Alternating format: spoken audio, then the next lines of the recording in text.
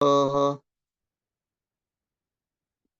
AE kurang masih banyak nih, 10 lebih. Ya, yang belum mengumpulkan kelompoknya segera mengumpulkan ya. Waktunya kurang lebih 3 menit lagi lah.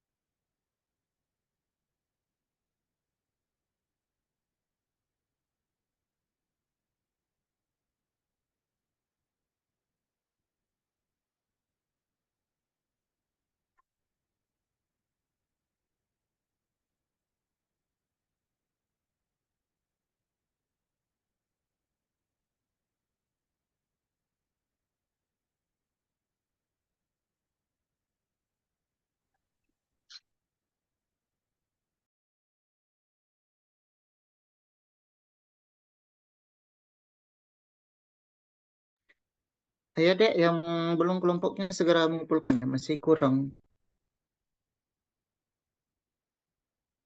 AE masih kurang 2 kelompok ya. Tidak mulai.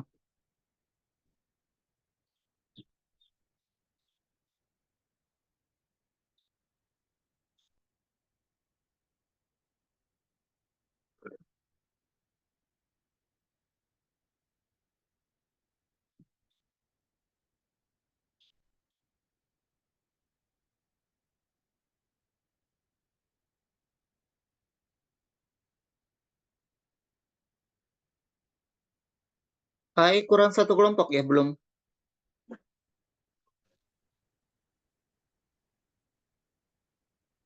Yang AE masih kurang 1 kelompok.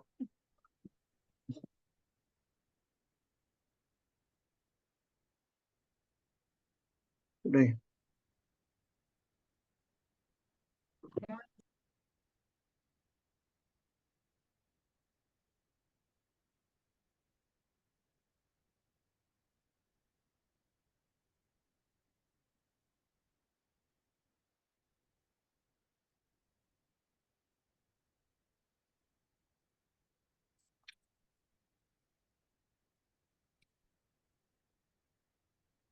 Oke, sudah semua ya.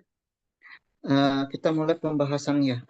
Untuk soal pertama itu irit-irit 15 soal.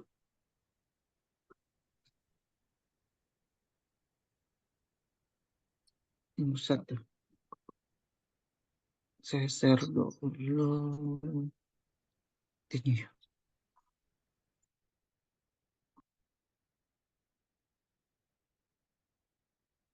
Oke, PPT-nya sudah muncul semua ya? Sudah Pak Di Sargi. Sudah, Pak. Oke.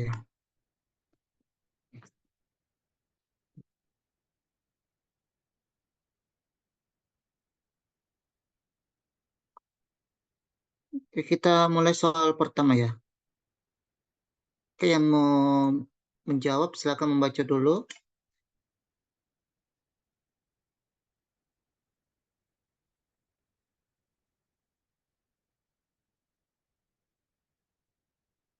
Ada yang mau menjawab, Kak? Kok ini ya.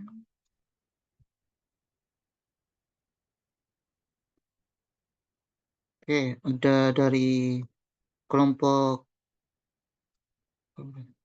kelompok 14 ya. 091 Mbak Sakia. Oke, silakan dibaca dulu. Iya, Pak. Izin menjawab ya, Pak. Untuk soal nomor 1, dalam proses pencernaan makanan di lambung dibantu oleh beberapa enzim. Apakah nama enzim yang berperan dalam memecah protein menjadi polipeptida?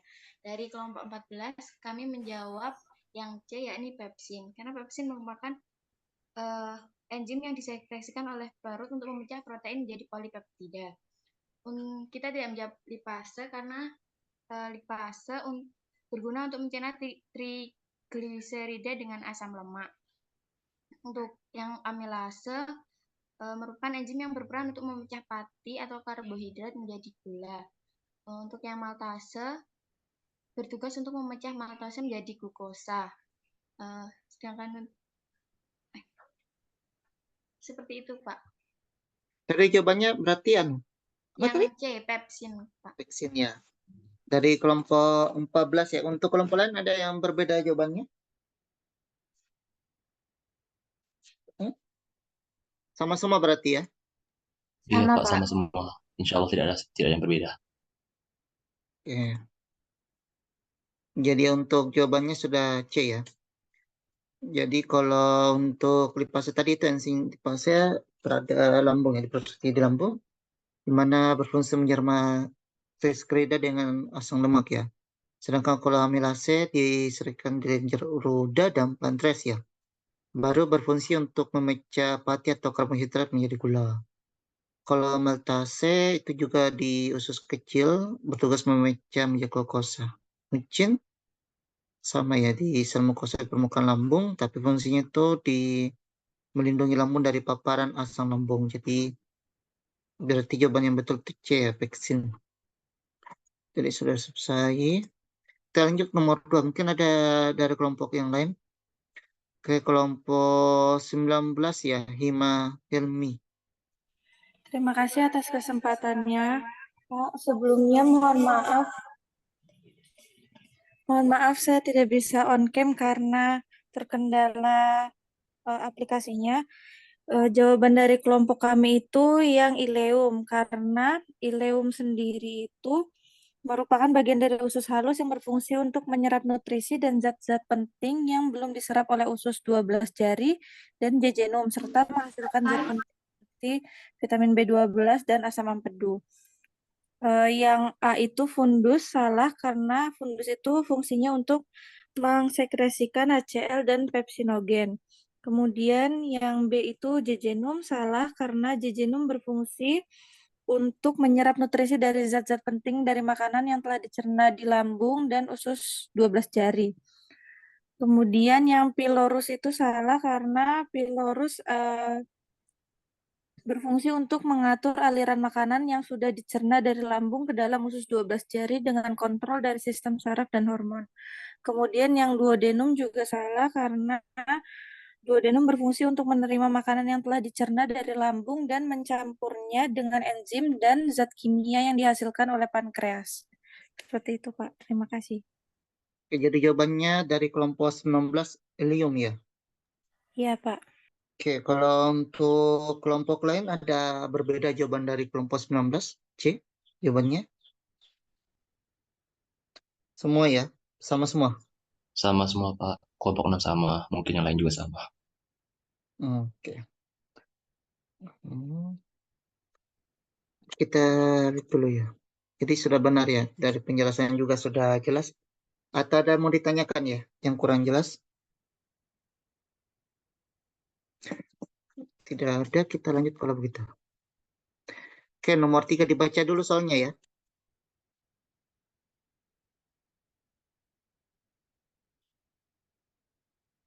Soal untuk nomor 3 ada yang mau menjawab, Dek? Oh, sudah ada ya. Kelompok 15. Barica Marani ya. Oke, silakan, Pak. Terima kasih atas kesempatannya, Pak. Dalam proses pencernaan, terdapat organ yang terdapat bakteri yang dapat mencerna sebagian kecil selulosa dan aktivitas bakteri membentuk beberapa vitamin K, vitamin B12, tiramin, riboflavin, dan metana. Apakah nama organ tersebut? Berdasarkan diskusi kelompok kami menjawab yang C, usus besar. Alasannya yaitu organ yang terdapat bakteri yang dapat mencerna sebagian kecil selulosa dan membentuk beberapa vitamin dan senyawa penting adalah usus besar. Bakteri yang hidup di dalam usus besar membantu memecah sisa-sisa makanan yang tidak dicerna oleh lambung dan usus halus, termasuk selulosa yang merupakan komponen utama dari serat pada makanan. Selain itu, bakteri usus besar juga membantu dalam produksi beberapa vitamin seperti vitamin K dan B12 serta senyawa seperti tiramin, riboflavin, dan metana. Vitamin dan senyawa penting ini dapat diserap kembali ke dalam tubuh melalui dinding usus besar dan masuk ke dalam aliran darah, sehingga jawabannya yang C, usus besar, Pak. Terus besar ya. Oke, untuk kelompok 15 menjawab usus besar ya. Untuk kelompok lain, ada yang berbeda jawabannya? Oke, berarti sama-sama ya. Jadi dari kelompok 15, organ yang terdapat aktivitas bakteri membentuk beberapa vitamin K, vitamin B12, vitamin riboflavin, dan metana itu usus besar ya. Jawabannya sudah betul ya. Kalau tidak ada mau ditanyakan? Oke, tidak ada ya. Kita Iya, lanjut. Pak. Kalau nomor 4, kayaknya mudah-mudah soalnya ya. Oke, lanjut. Nomor 4, ada yang mau menjawab, Dek? Oke, kelompok 10 ya. Mas Nur Rasyih. Baik, Pak. Terima kasih atas kesempatannya. Dalam terapi ulkus peptikum digunakan obat antimikroba penghambat pompa proton, penghambat reseptor H2, prostaglandin, antasida. Obat apakah yang bekerja dengan meningkatkan resistensi mukosa dan menghambat asam lambung serta merupakan terapi standar TUKA? Dari diskusi kelompok kami menjawab misoprostol, Pak. Misoprostol sendiri merupakan obat yang bekerja dengan meningkatkan resistensi mukosa dan menghambat asam lambung. Ini adalah agen prostaglandin sintetis yang digunakan sebagai terapi standar untuk tukak lambung yang disebabkan oleh non-steroid anti-inflammatory drugs. Obat ini bekerja dengan meningkatkan produksi lendir dan bikarbonat dan juga meningkatkan aliran darah ke mukosa lambung. Ini membantu melindungi mukosa lambung dari kerusakan yang disebabkan oleh asam lambung. Sedangkan penghambat pompa proton seperti esomeprazol dan penghambat reseptor H2 seperti ranitidin dan juga simetidin digunakan untuk mengurangi produksi asam lambung. Sementara amoxicillin sendiri adalah antibiotik yang digunakan untuk membunuh bakteri. Mungkin itu jawaban dari kelompok kami, Pak. Oke, terima kasih kelompok 10. Jadi dari kelompok 10 jawabannya C ya, misoprostol. Dari kelompok lain ada yang berbeda atau mau menambahkan?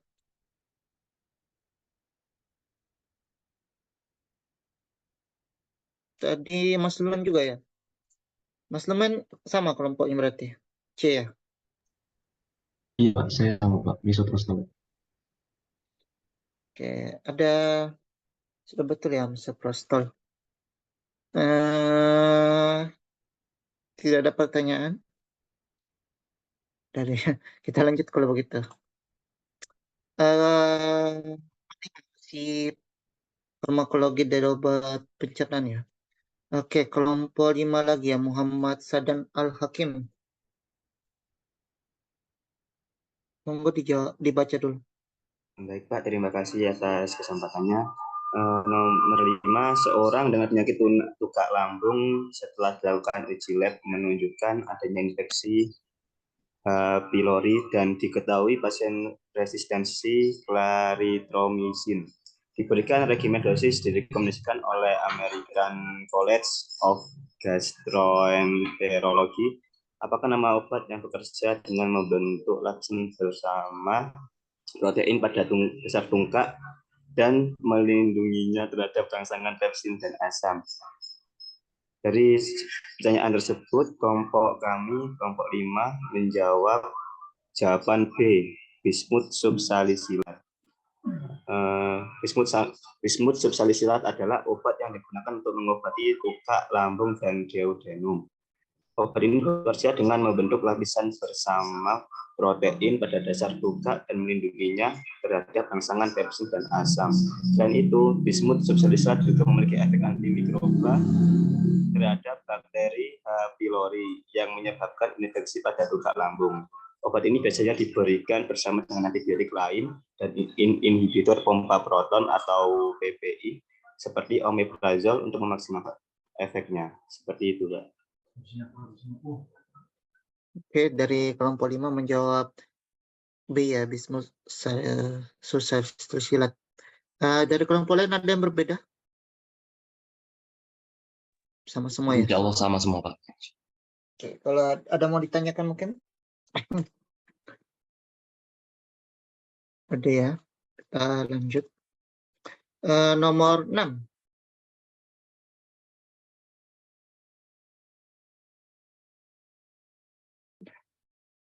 Ke kelompok 4 ya. Baik, terima kasih Pak. Sebelumnya saya izin menjawab. Golongan obat ini bekerja dengan menghambat aktivitas gastrin, mengurangi produksi asam lambung, dan digunakan pasien riwayat sindrom Zollinger-Ellison. Apakah nama golongan obat tersebut? Kelompok kami menjawab yaitu penghambat gastrin.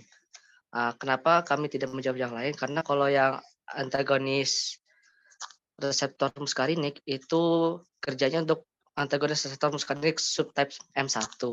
Kalau yang pompa proton inhibitor atau PPI itu kerjanya untuk menghambat sekresi asam lambung yang lebih kuat dari H2RA. Dan juga biasanya digunakan untuk tukak lambung dengan pemeriksaan H. pylori negatif dan juga untuk penggunaan NSAID yang dapat menyebabkan tukak lambung. Selanjutnya kalau yang prostaglandin itu biasanya digunakan untuk menghambat asam lambung cuma lemah, lalu dapat meningkatkan resistensi mukosa dan terapi standar tukak dengan hasil pemeriksaan H. pylori positif. Lalu untuk antagonis reseptor H2 atau H2RA itu biasanya digunakan untuk menghambat sekresi asam di reseptor histamin 2 dan untuk tukak lambung dengan hasil pemeriksaan H. pylori negatif. Jadi kami menjawab dengan jawaban B, penghambat gastrin. Oke, terima kasih Mas dari kelompok 4 ya. Jadi jawabannya tadi penghambat gastrin ya B. Jadi sudah jelas ya, dijelaskan masing-masing alasannya kenapa tidak memilih jawaban A, B, C, D ya. Ada yang berbeda jawabannya? Berarti sama-sama ya, berarti udah jelas. B, ada mau ditanyakan? Tidak ada, kita lanjut lagi ya. Nomor 7.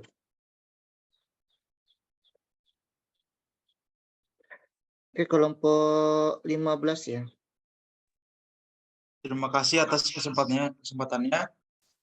Pasien perempuan berusia 50 tahun didiagnosa mengalami hipertensi dan diberikan obat dengan mekanisme menghambat angiotensin converting enzyme.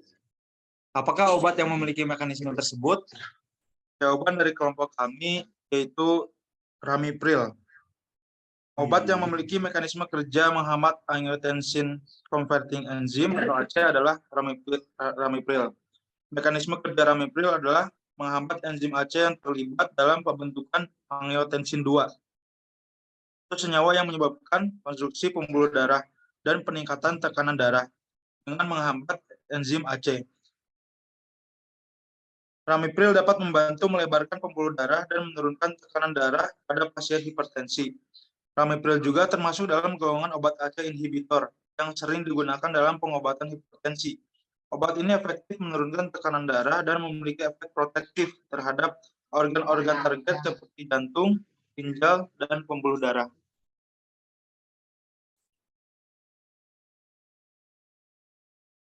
Sekian, Mbak. Sudah. Oke, dari Mas Rafli menjawab iya, ramipril dari kelompok 15. Dari kelompok lain ada perbedaan jawaban atau berbeda jawabannya atau mau menambahkan? Saya izin menambahkan, Pak. Yang mana dulu ini? Ada Mbak Rahayu. Baik, sebelumnya mohon maaf tidak bisa on cam karena terkendala jaringan, Pak. Jadi saya ingin menambahkan dari soal nomor 7, jawabannya sama, yaitu ramipril. Ramipril sendiri merupakan golongan obat AC inhibitor yang bekerja menghambat perubahan angiotensin 1 menjadi angiotensin 2 sehingga terjadi vasodilatasi dan penurunan sekresi aldosteron. Kemudian kenapa tidak menjawab lasortan? Karena lasortan ini merupakan golongan obat antagonis reseptor angiotensin 2 atau ARD. Kemudian kenapa tidak menjawab aliskiren? Karena aliskiren ini merupakan golongan obat inhibitor renin. Kemudian kenapa tidak menjawab furosemid? Karena furosemid merupakan obat golongan loop diuretik atau diuretik kuat, di mana diuretik merupakan kelompok obat yang akan meningkatkan jumlah urin yang keluar dari ginjal. Kemudian kenapa tidak menjawab propranolol? Karena propranolol merupakan obat golongan penghambat adrenergik. Sekian Bapak, terima kasih.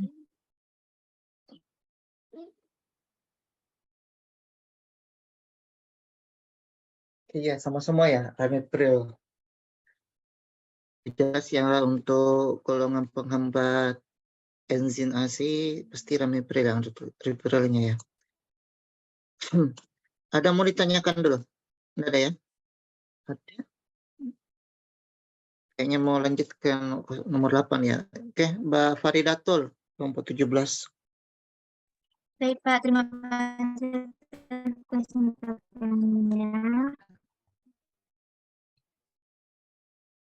Soal nomor 8 dalam proses perubahan angiotensin 1 menjadi angiotensin 2 dibantu oleh enzim renin. Di manakah enzim tersebut dihasilkan? Dari hasil glomerular aparatus ginjal.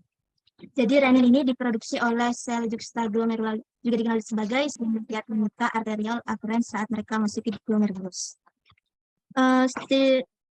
Sel juxtaglomerular mengeluarkan renin sebagai respon terhadap stimulasi reseptor adrenergik beta 1, penurunan tekanan perfusi ginjal, dan penurunan konsentrasi NaCl di makula densa.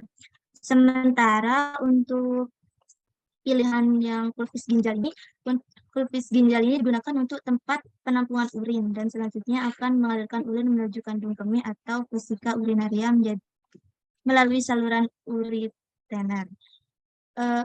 Untuk korteks renal ini atau korteks ginjal merupakan bagian anatomi ginjal paling luar, berfungsi untuk melindungi struktur bagian dalam ginjal.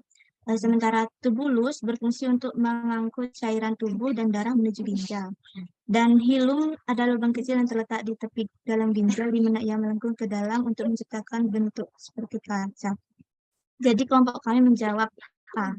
Juxtaglomerular aparatus ginjal sebagai tempat menghasilkan enzim renin.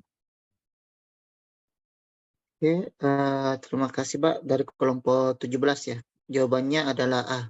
Dari kelompok lain ada yang berbeda mungkin jawabannya selain A.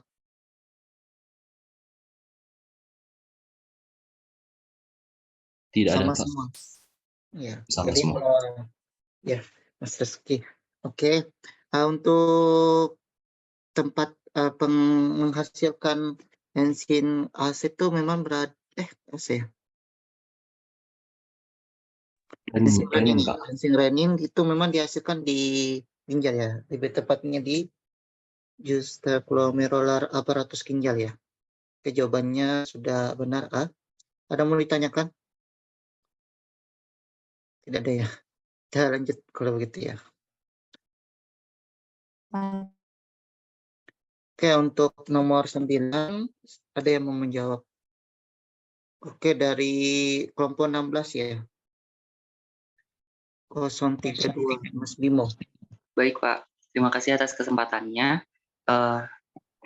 Pasien A diberikan obat golongan beta blocker dengan afinitas lebih tinggi terhadap reseptor beta. Apakah nama obat yang termasuk golongan beta blocker obat tersebut? Dari jawaban kelompok kami menjawab yang D, atenolol, karena atenolol adalah golongan penghambat beta selektif, di mana penghambat beta selektif bekerja dengan menghambat hanya reseptor beta 1 pada jantung. Obat ini tidak mempengaruhi jalur pernapasan Contoh obat penghambat beta selektif adalah atenolol, acebutolol, bexasolol, bisoprolol, dan metoprolol. Sedangkan yang propanolol dan timolol itu termasuk penghambat beta non-selektif. Dan yang carvedilol dan labetalol adalah penghambat beta generasi ketiga. Jadi jawabannya yang D, Pak, atenolol. Terima kasih, Pak. Oke, sudah jelas ya. Jawab ada dijelaskan oleh kelompok 16. Mas Bimo jawabannya D. Dari kelompok lain ada yang berbeda? Saya rasa sama semua ya. Dijelas juga. Oke, kita lanjut nomor 10.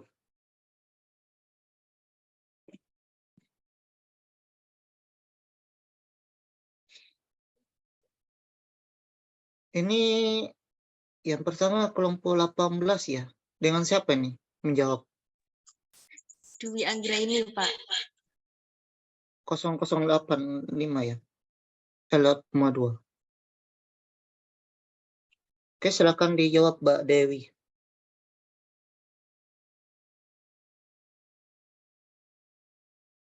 Halo? Pak Dewi. Kelompok 18 ya.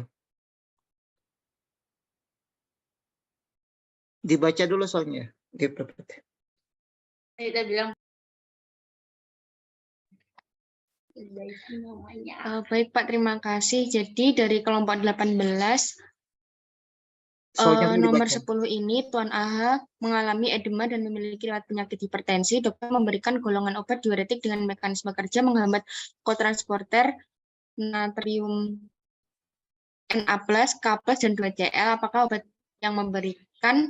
Apakah obat yang diberikan pada pasien tersebut? Dari kelompok 18 sendiri jawabannya yaitu furosemid. Karena furosemid sendiri merupakan obat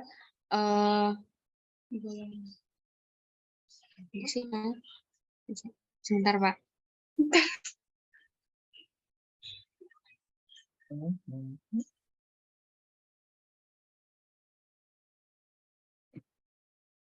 Karena furosemid sendiri merupakan obat golongan diuretik loop. Sedangkan pada obat hidroklorotiazid merupakan obat diuretik juga, tapi golongan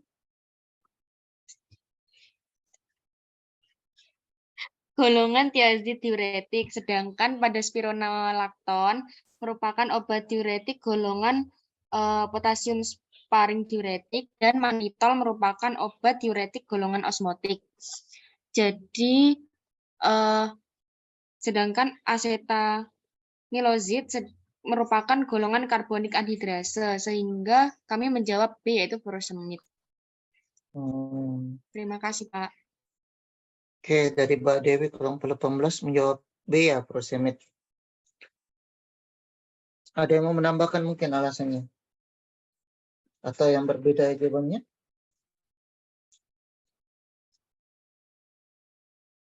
Saya izin menambahkan, Pak. Mas Rizky, kelompok 6 ya. Oke, baik. Untuk nomor 10 jawabannya tetap sama, furosemid. Cuman mungkin penjelasannya agak lebih diperjelas ya. Jadi obat golongan diuretik ini terbagi menjadi dua. Yang pertama itu bekerja secara langsung dalam nefron. Yang kedua ini bekerja secara tidak langsung dalam nefron. Nah, yang bekerja secara langsung dalam nefron ini terbagi lagi menjadi 3 golongan. Ada diuretik, tiazid, dan kalium, hemat kalium. Atau potasium apa ya istilahnya? Potasium passing atau sebentar Pak.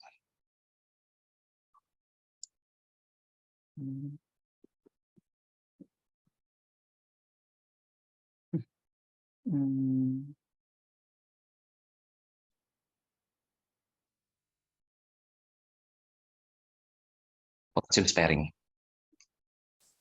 Nah, kalau yang golongan tidak bekerja secara langsung itu terbagi jadi 2 golongan.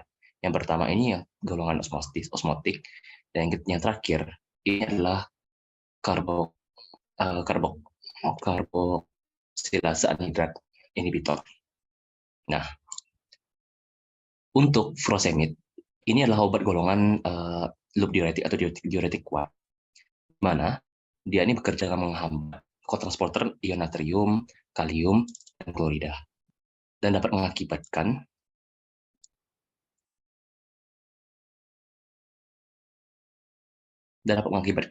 penghambatan reabsorpsi ion natrium dan kalium.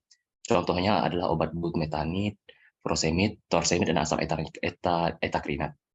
Kalau obat golongan tiazid atau distal tubul diuretik, ini bekerja dengan menghambat reabsorpsi natrium dan klorida dari tubulus distal ke dalam darah, sehingga meningkatkan ekskresi air dan elektron dalam urin. Nah, hal ini dapat mengefek pada penurunan tekanan darah dan mengurangi volume cairan dalam tubuh. Contoh obat diuretik tiazid ini adalah hidroklorotiazid, klorotiazid, dan indapamid. Kalau diuretik hemat kalium atau potassium sparing effects, inilah jenis diuretik yang memungkinkan pengeluaran air dan natrium dalam urin, namun tidak menyebabkan kehilangan kalium secara signifikan. Diuretik ini bekerja dengan berinteraksi dalam kanal ion yang terdapat pada tubulus distal dan tubulus kolektiva, sehingga menghambat pengeluaran kalium dari tubuh. Contohnya adalah spironolakton, epleneron, eplerenon, amilorid, dan triamteren. Kalau obat yang bekerja secara tidak langsung dalam sel nefron, ini terbagi jadi dua kan. Yang pertama diuretik osmosis dan inhibitor karbonik anhidrasa atau CA. Nah, diuretik osmosis adalah obat yang bekerja dalam tingkat osmolaritas dalam nefron sehingga menghambat reabsorpsi air dan elektrolit seperti ion natrium, klorida, dan kalium. Hal ini menyebabkan peningkatan ekskresi air dan elektrolit dalam urin, sehingga mengurangi volume cairan dalam tubuh pada tubulus proksimal. Contoh obatnya adalah manitol, gliserol, dan urea. Sedangkan inhibitor CA adalah jenis diuretik yang bekerja dan menghambat enzim karbonik anhidrasa dalam tubuh. Enzim ini bertanggung jawab untuk mengkatalis reaksi antara karbon dioksida dan air yang menghasilkan asam karbonat. Penghambatan karbonik anhidrasa mengurangi jumlah asam karbonat yang diproduksi, sehingga mengurangi kemampuan tubuh proksimal untuk menyerap natrium dan karbonat, sehingga meningkatkan ekspresi natrium, bikarbonat, dan air dalam urin. Contoh obatnya adalah acetazolamid, dorzolamid, dan brinzolamid. Sekian Pak, terima kasih. Oke, terima kasih Mr. Rizky. Jadi jawabannya semua ya, B sama. Untuk penjelasan saya rasa sudah jelas ya. Mungkin ada mau ditanyakan yang masih kurang dipahami?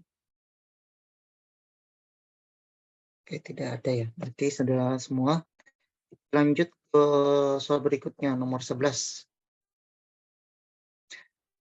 Kelompok 2 ya. 067 Pak Syafaulia. Terima kasih atas kesempatannya. Nyonya Ana didiagnosa mengalami hiperkolesterol dan oleh dokter dirasakan obat fenofibrat. Apakah dengan obat tersebut? Dari kelompok kami menjawab B, fibrat. Karena fenofibrat merupakan obat anti kolesterol yang termasuk golongan fibrat. Obat ini digunakan untuk menurunkan kadar trigliserida serum dan meningkatkan kadar HDL atau lemak baik pada penderita hiperkolesterolemia tipe 2A atau hipertrigliseridemia endogen murni tipe 4 atau kombinasi tipe 2B dan 3 yang tidak merespon dengan cukup terhadap diet dan tindakan yang lain yang sesuai. Fenofibrat meningkatkan lipolisis dan eliminasi partikel yang kaya akan trigliserida dari plasma dengan mengaktifkan lipoprotein lipase.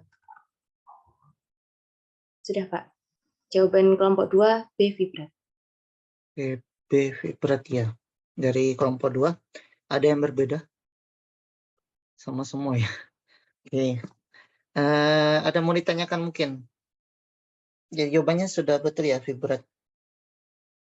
Tapi ada mungkin mau ditanyakan atau kurang dipahami? Sudah dipahami semua ya. Oke, kita lanjut kalau gitu ya. Nomor 12 ya.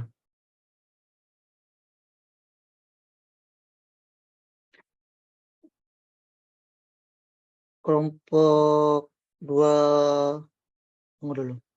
Kelompok 2 ya. 004 Mbak Syifaul. Oke, dibaca dulu ya. Terima kasih Pak atas kesempatannya. Nomor 12, pasien X diagnosa menderita hiperlipidemia dan diberikan obat simvastatin. Bagaimana mekanisme kerja obat tersebut?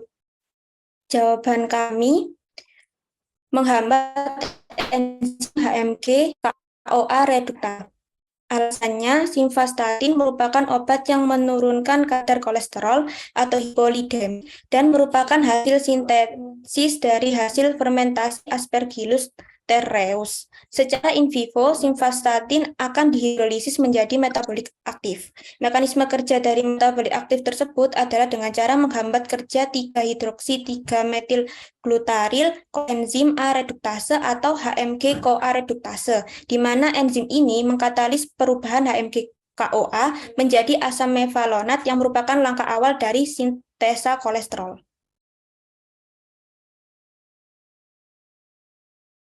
Oke, jawabannya A ya, dari kelompok 2 lagi dari Pak Sifaul. Iya Pak, A. Dari kelompok lain ada yang berbeda? Sama semua ya? Udah jelas ya Iya, tadi. Pak. Jawabannya A, lanjut. Nomor 13 ya. Ini anu ya, trombosit. Ini bonus saja ya. Tapi ada yang mau menjawab Kak?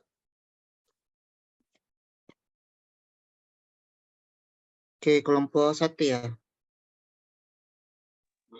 Baik Pak, perkenalkan nama saya Erlangga Budi Prasetya dari perwakilan kelompok 1. Aspirin merupakan salah satu obat penghambat trombosit, termasuk dalam golongan apakah obat tersebut?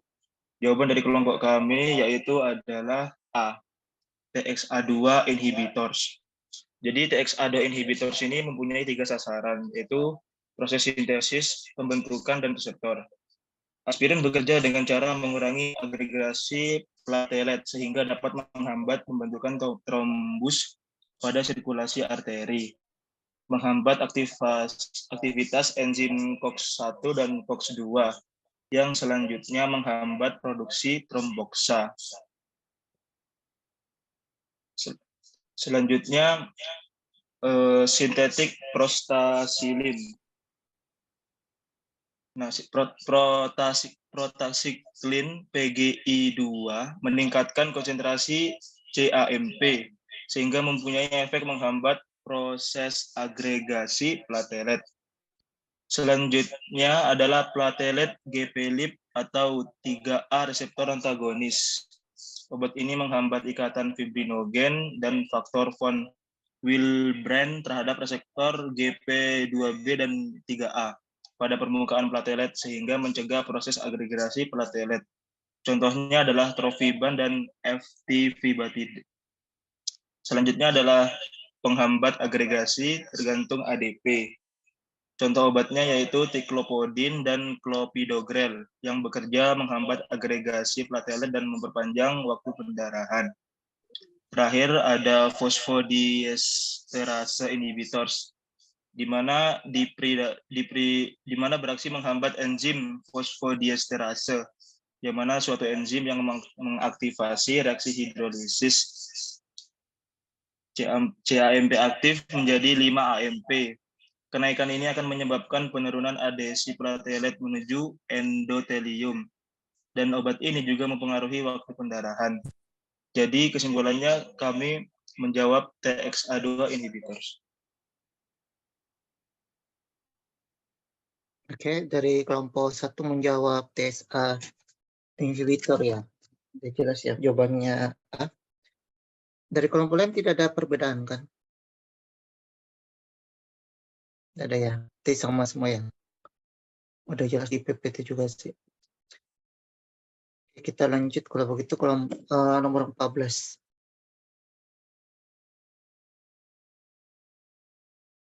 Tekanan darah ya.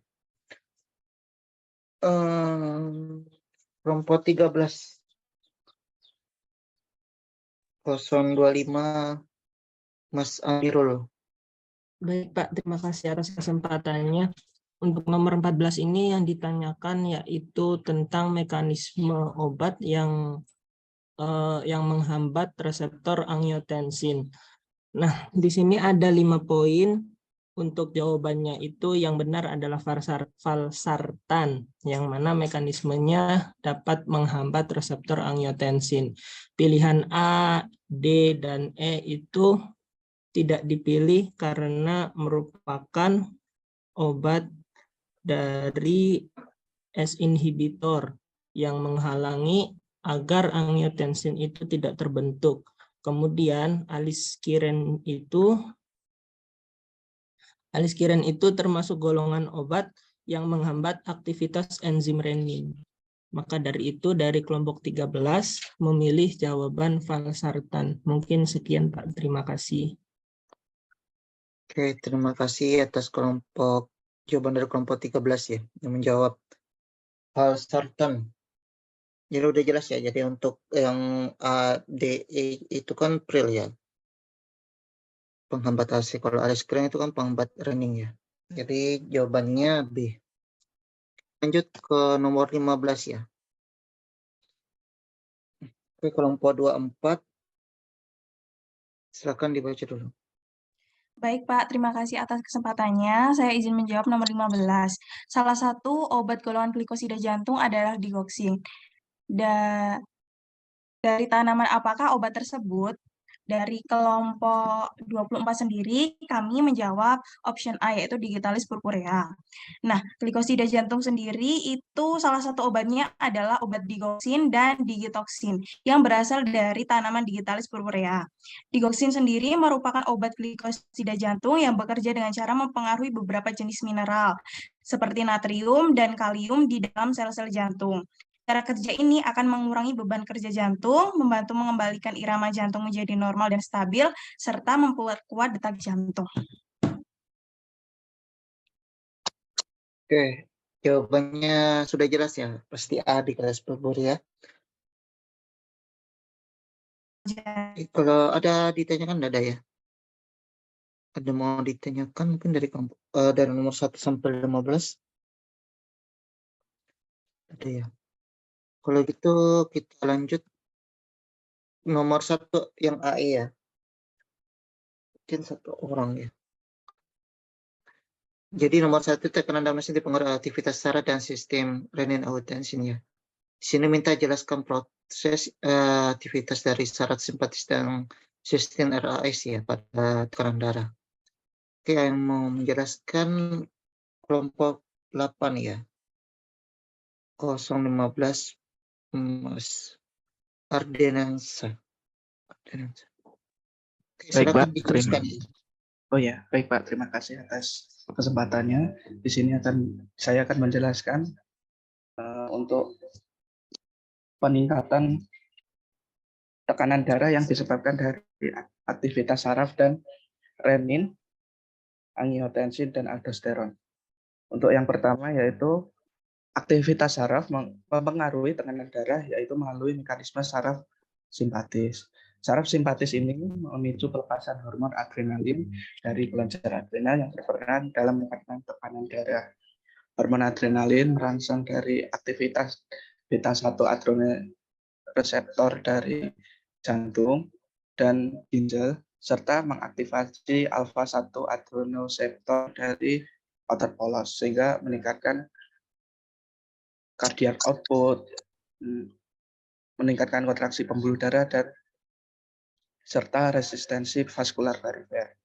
Untuk hubungan dari sistem renin, angiotensin, dan aldosteron juga berperan dalam mengatur tekanan darah. Renin dalam enzim yang diproduksi dari ginjal yang merangsang produksi dari angiotensin 2 yang berasal dari angiotensinogen. Angiotensin 2 merupakan vasokonstriktor yang meningkatkan resistensi vaskular perifer dan meningkatkan produksi dari aldosteron yang merangsang hormon antidiuretik atau ADH yang secara efektif meningkatkan volume darah serta meningkatkan tekanan darah. Aldosteron itu sendiri merupakan hormon steroid yang diproduksi dari kelenjar adrenal dan berperan meningkatkan reabsorpsi natrium dan pengeluaran kalium dalam ginjal yang menyebabkan retensi air dan meningkatkan volume darah. Hal ini menyebabkan peningkatan tekanan darah. Terima kasih. Oke, terima kasih penjelasannya Mas Ardenansa ya. Mungkin dari ada mau ditanyakan deh, yang masih kurang dipahami tentang pengaruh sistem saraf simpatis dengan sistem RAS pada naik turunnya tekanan darah ya. Kayak udah jelas semua ya berarti ya.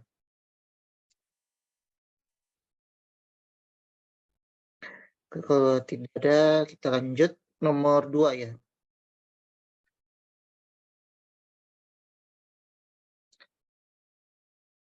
Imrotul Hasan itu kelompok berapa ya, Mbak? Kelompok 6, Pak. Ya, silakan dibaca dulu. Baik, terima kasih atas kesempatannya. Dari kelompok 6, nomor 2, dalam sistem kardiovaskuler terdiri dari jantung, pembuluh darah, sistem saraf, serta ginjal. Jelaskan peranan masing-masing organ tersebut. Yang pertama yaitu jantung. Jantung merupakan organ utama dalam sistem kardiovaskular yang berfungsi sebagai pompa untuk memompa darah ke seluruh tubuh. Jantung terdiri dari 4 ruang, yaitu atrium kanan dan kiri, serta ventrikel kanan dan kiri. Atrium berfungsi sebagai tempat darah kembali ke jantung, sementara ventrikel berfungsi sebagai pompa yang memompa darah keluar dari jantung ke seluruh tubuh. Kemudian yang kedua, pembuluh darah. Pembuluh darah terdiri dari arteri, vena, dan kapiler. Arteri membawa darah dari jantung ke seluruh tubuh.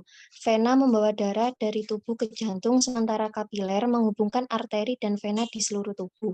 Pembuluh darah juga berfungsi sebagai tempat pertukaran zat antara darah dan sel-sel tubuh. Kemudian yang ketiga yaitu sistem saraf. Sistem saraf berperan penting dalam mengatur sistem kardiovaskular. Sistem saraf otonom mengatur detak jantung dan tekanan darah, sedangkan sistem saraf somatik mengatur gerakan jantung dan pembuluh darah. Kemudian yang terakhir yaitu ginjal. Ginjal berfungsi untuk menyaring darah dan mengeluarkan limbah dari tubuh melalui urin. Ginjal juga membantu mempertahankan keseimbangan cairan dan elektrolit dalam tubuh, serta mengatur tekanan darah dan mengatur jumlah air dan garam dalam tubuh. Tekanan darah yang tinggi dapat menyebabkan kerusakan pada ginjal, sehingga ginjal juga memainkan peran dalam menjaga kesehatan sistem kardiovaskular. Seperti itu. Terima kasih Mbak Hasanah ya atas jawabannya dari kelompok 6 ya. Mungkin ada mau menambahkan lagi ya? Yang masih terus. Sudah jelas ya. Mungkin ada mau ditanyakan? Kalau tidak ada kita lanjut. Nomor 3 ya. Kelompok 13 Mbak Salma ya. Baik, terima kasih atas kesempatannya Pak. Mohon izin menjawab. Ulkus peptikum juga dikenal dengan tukak lambung, luka atau peradangan yang disebabkan oleh terkikisnya lapisan dinding lambung. Tukak lambung bisa disebabkan penggunaan obat anti-inflamasi non-steroid dan bakteri. Jelaskan patofisiologi secara dari penyebab tukak lambung tersebut. Dari hasil diskusi kelompok kami dan hasil pencarian kami di beberapa literatur, diketahui bahwa penyakit tukak lambung atau ulkus peptikum umumnya terjadi pada mukosa gastroduodenal karena jaringan bagian tersebut tidak dapat menahan kerja asam lambung pencernaan. Tukak lambung ini disebabkan erosi yang terjadi berupa peningkatan konsentrasi dan kerja asam pektin atau berkenaan dengan penurunan pertahanan normal dari mukosa. Dari kasus yang berada pada soal disebutkan bahwa tukak lambung disebabkan oleh obat antiinflamasi non-steroid dan juga bakteri. Patofisiologi obat antiinflamasi non-steroid dalam merusak mukosa lambung melalui dua mekanisme, yaitu topikal dan sistemik. Obat antiinflamasi non-steroid topikal merusak mukosa terjadi karena obat ini bersifat lipofilik dan asam, sehingga mempermudah trapping ion hidrogen masuk mukosa dan menimbulkan ulcerasi. Sedangkan dalam efek sistemik, obat ini melalui penghambatan enzim siklooksigenase 1 yang membuat produksi prostaglandin ikut terhambat.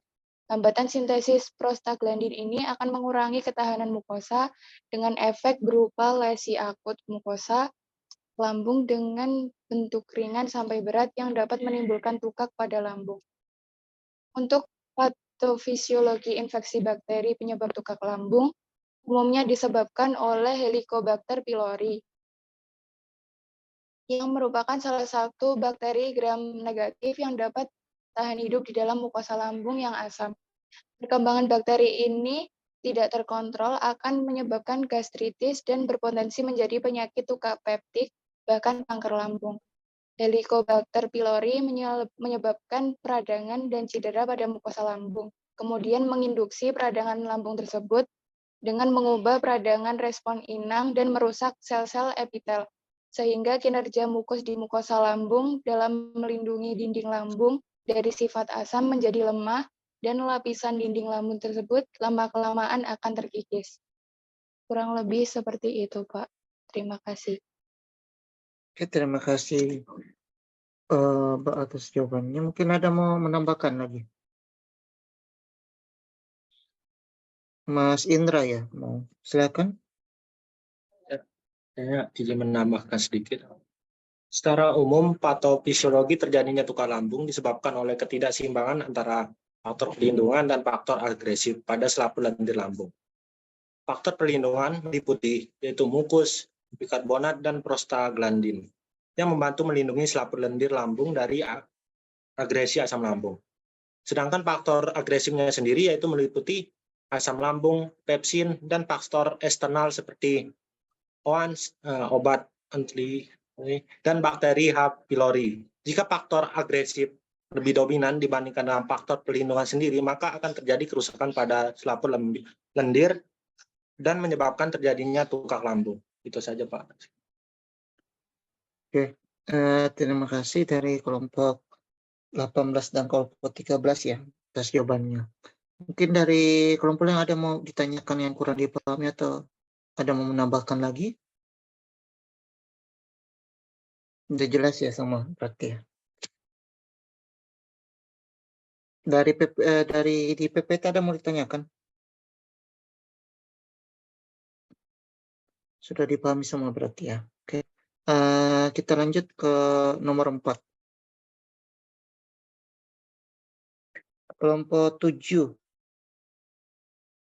014 Mbak Susi. Baik, Pak. Terima kasih atas kesempatannya. Perkenalkan saya Susi Fatma Yulian, NIM 14 dari kelompok 7, izin menjawab pertanyaan dari nomor 4. Dalam sistem saluran pencernaan ada beberapa organ yang berperan. Sebutkan organ tersebut dan fungsinya. Dari hasil diskusi kelompok kami, yaitu saluran pencernaan terdiri dari organ yang pertama yaitu rongga mulut. Fungsinya memecah partikel besar menjadi kecil. Dalam rongga mulut terdapat saliva yang mengandung enzim amilase mengubah karbonhidrat makanan menjadi maltosa dan dextrosa. Kemudian organ yang kedua ada faring. Faring ini terbagi menjadi 3 bagian yaitu nasofaring, orofaring, dan laryngofaring. Orofaring dan laryngofaring ini terlibat dalam proses pencernaan untuk mencegah masuknya makanan ke dalam saluran nafas. Pada laryngofaring terdapat satu partikel elastis, yaitu epiglottis yang akan menutup saat menelan sehingga rongga laring akan menutup dan makanan masuk ke dalam esofagus. Kemudian organ selanjutnya esofagus ini fungsinya sebagai tabung muskular yang akan dilalui makanan yang masuk dari faring dan memiliki sphincter pada bagian atas dan bawahnya. Kemudian selanjutnya lambung. Lambung ini sebagai tempat penyimpanan makanan, tempat mencampur makanan dengan getah lambungnya atau thymus, dan tempat mengosongkan makanan, mencegah masuknya sebagian kuman, dan tempat absorpsi alkohol dan obat-obatan. Kemudian pankreas, organ tambahan pada sistem pencernaan yang berfungsi membuat enzim pencernaan dan selanjutnya dibawa menuju saluran pencernaan. Saluran pencernaan keduanya selanjutnya yaitu usus halus. Usus halus ini sebagai organ pencernaan dalam mengabsorpsi makanan. Terdapat muara dari ductus hepatopancreatus yang mengalirkan cairan empedu dan sekret, dan enzim pencernaan dihasilkan pankreas untuk membantu proses pencernaan makanan di dalam duodenum. Kemudian usus besar mengabsorpsi air dan elektrolit dari Kimus membentuk massa feses, mendorong sisa hasil makanan hasil pencernaan ke luar tubuh. Yang terakhir, anus menjadi jalan keluar dari feses tubuh. Sekian Pak, terima kasih. Oke, terima kasih kelompok 7 ya dari Pak Susi. Sudah jelas ya kalau mungkin dari fungsi-fungsi organ sistem pencernaan ya. Bagus saja, sudah jelas semua ya. Mungkin kita lanjut lagi ya. Kelompok nomor 5. Ini golongan obat diuretik dibagi dalam beberapa kelompok. Jelaskan golongan tersebut dan contoh obat. Tadi sudah dijelaskan oleh Mas Rizky. Mungkin ada mau dijelaskan lagi mungkin dari kelompok lain. Oke, Mas Arya, kelompok 4 ya.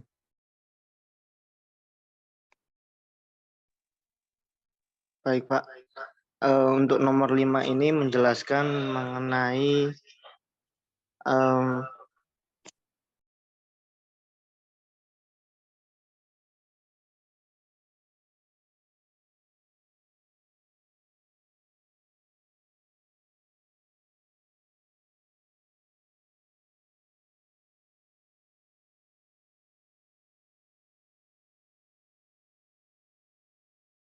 Ini kenapa Anda ada suaranya Mas Arya?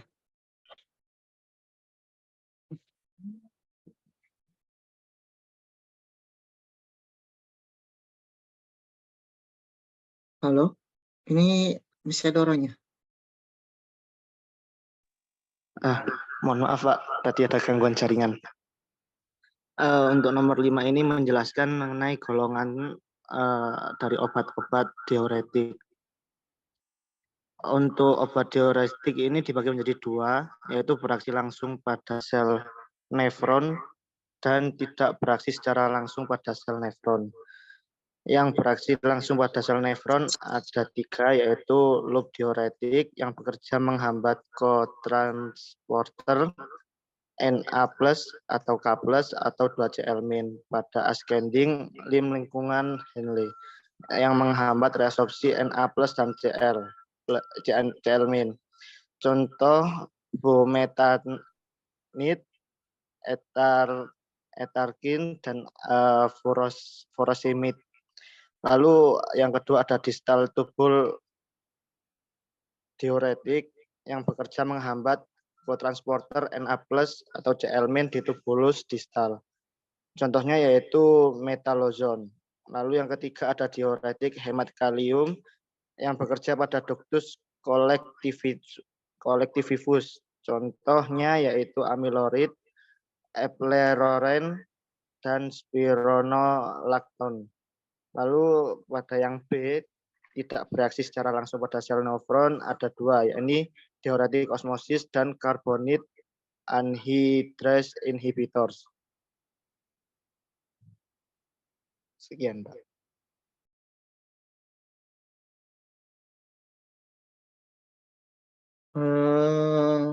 Apa ya?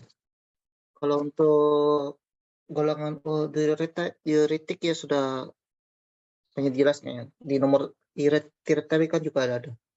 Mungkin dari kelompok 4, terima kasih ya Mas Arya. Mungkin dari gambar ini ada yang masih kurang dipahami gak? Untuk fungsi golongan diuretik. Nggak ada ya? Berarti udah paham semua ya? Tapi kalau tidak ada pertanyaan lagi, oke, berarti untuk pembahasan untuk TBL dari kardio dan sistem kardio dan saluran penyem berarti sudah selesai ada. Oke, dari semua pertanyaan ada mau ditanyakan mungkin?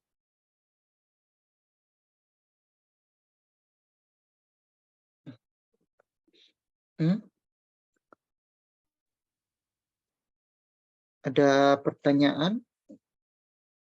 Ada lagi ya? Sepertinya tidak ada, Pak. Udah ya. Oke, alhamdulillah kalau tidak ada pertanyaan lagi, semoga TBL yang kita laksanakan dapat bermanfaat ya, bisa menambah ilmu adik-adik semua. Oke. Kalau tidak ada, saya hentikan dulu ya. Oke, kalau tidak ada kita tutup pertemuan untuk pagi hari ini ya. Ini jam 10.12. Jadi masih banyak waktu istirahat ya. Nanti untuk kuliahnya luring ya berarti kalian siang. Iya Pak, luring. Di jadwal begitu. Ya, bisa istirahat dulu atau makan ya.